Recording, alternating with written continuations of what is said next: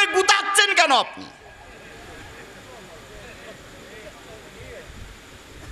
আল্লাহ আমাদের বোঝার তৌফিক দিক।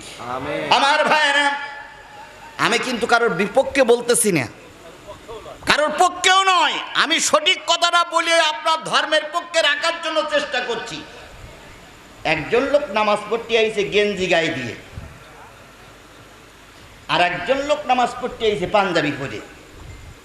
পাঞ্জাবিওয়ালা গেঞ্জিওয়ালারে বলতেছে, গেঞ্জি পরিয়ে নামাজ পড়িয়েছো, নামাজ হবে না, তোমার আসার দরকার নেই। বলা লোক আছে না নাই? গেঞ্জি পরি যে নামাজ হবে তাও আমি বলছি না, আবার যে নামাজ হবে না তাও ফতোয়া দিচ্ছি না। শুধু এতটুকু বলি, গেঞ্জি পরুক আর শার্ট পরুক, সে মসজিদে আসছে কি করার জন্য? নামাজ। এই লোকটারে কোলে টানেন, পাশে বসাইয়ে ঠান্ডা মাথায় উপদেশ দেন, ভাই তুমি যখন মসজিদে এসেছো গেঞ্জিটা ছেড়ে পাঞ্জাবি পরো, আল্লাহ এবং আল্লাহ রসুল আরো খুশি হবে। তা না করে গেঞ্জি পরেছি নামাজ হবে না, মসজিদে আসার দরকার নয়। তাহলে ও পক্ষে আসলো না বিপক্ষে চলে গেল? একটা বাচ্চা মসজিদে এসেছে ইফতার করার জন্য কিংবা নামাজ পড়ার জন্য।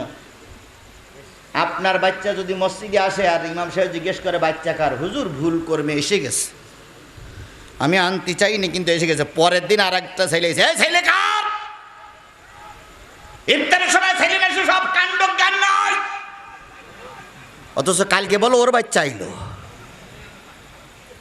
ফতোয়া দেওয়ার সময় গার দিক যখন আসে একরকম, আর অন্যের দিক জায়গায় যখন তখন আর এক রকম কথা বলেন, ঠিক না বে ঠিক?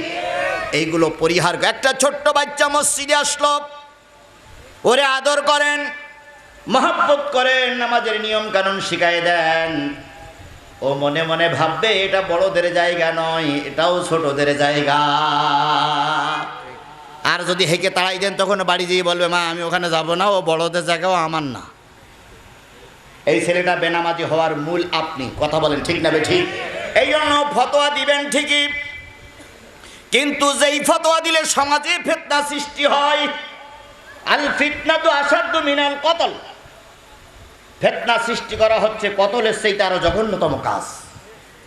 আল্লাহ আমাদের ফিতনা বন্ধ করে রসুলের তরিকা মোতাবেক চলার তৌফিক দান করুক। সকলে বলুন আমিন। আমিন। এই যে ঈদ করলেন গতকাল, এই ঈদটা কিন্তু অন্য নবীর জামানায় ছিল না। অন্য নবীর জামানায় একটা ঈদ ছিল, সেটা কোন ঈদ বলেন তো? ঈদুল আজহা। মরহম না, যদি না জানা চুপ করে থাকেন। অন্য সব নবীদের বেলা একটা ঈদ ছিল, সেটা কোন ঈদ? ঈদুল আজহা। আর ঈদুল ফিতর শুধুমাত্র মুহাম্মদ সাল্লাল্লাহু আলাইহি সাল্লাম আর তার উম্মতের জন্য ওয়াজিব, অন্য কোন নবীদের বেলায় ছিল না। তাহলে আমার নবীর জন্য, আমাদের উম্মতের জন্য স্বতন্ত্র একটা ঈদ হলো। ঈদ শব্দের অর্থ কি? ঈদ শব্দের অর্থ কি? আচ্ছা, ঈদ শব্দের অর্থ আনন্দ। আপনি কোথায় পাইছেন? আমরা আনন্দ বানাই নিছি। ঈদ শব্দের অর্থ আনন্দ নয়, ঈদ শব্দের অর্থ হচ্ছে ফিরে আসা, বারবার ফিরে আসা। আনন্দের সঙ্গে ফিরে আসার নাম কি? ঈদ। কিন্তু ঈদ মানে আমরা কি বানাইছি? আনন্দ আর ফটকাবাজি ফুটাইল, আর যে যত পারবে খাওয়া। আর দেখেন না, ঈদের পরে, আজকে আমি বাড়ির থেকে বাসার থেকে আসলাম, ঈদের পরে ওই রমজান মাসে শয়তান বান্দা ছিল। এখন যে শয়তান রাস্তায় নেমেছে ভাই,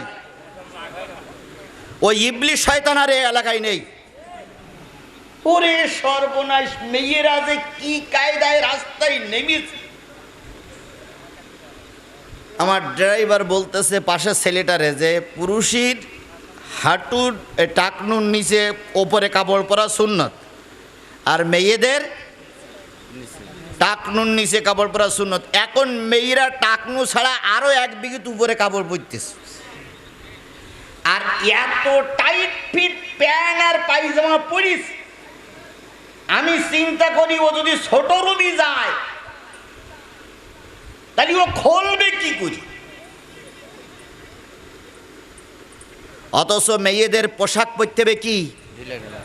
আর পুরুষরা ঢিলা ঢালা পড়বে, টাইট একটু পড়তে পারে, কিন্তু মেয়েরা এখন এমন টাইট পরিস যদি বাইসেস খোলা লাগে তাহলে ওই গাছের গায়ে দড়ি বেঁধে আর ওর কোমরে বেঁধে 3-4 জন ওই পায়জামা ধরে টানতে হবে, তারপরও খুলবে কিনা আল্লাহই ভালো জানে। আমার ভাইরা, তাহলে ঈদ কিন্তু অন্য নবীদের বেলায় ছিল না, আমাদের বেলায় ঈদ। কথা বলেন ঠিক না ঠিক? ঈদের 1 নম্বর হক হলো ছোট বড় ধনী গরিব একই মঞ্চে চলে আসলো, একই ময়দানে চলে আসলো। সালাত আদায় করার পর একে অপরের সঙ্গে কোলাকুলি করলো, মোসাফা করলো, আর বললো ভাই দ্বিধাদ্বন্দ্ব সব ভুলে গেলাম, তুমি আর আমি ভাই ভাই, চলো।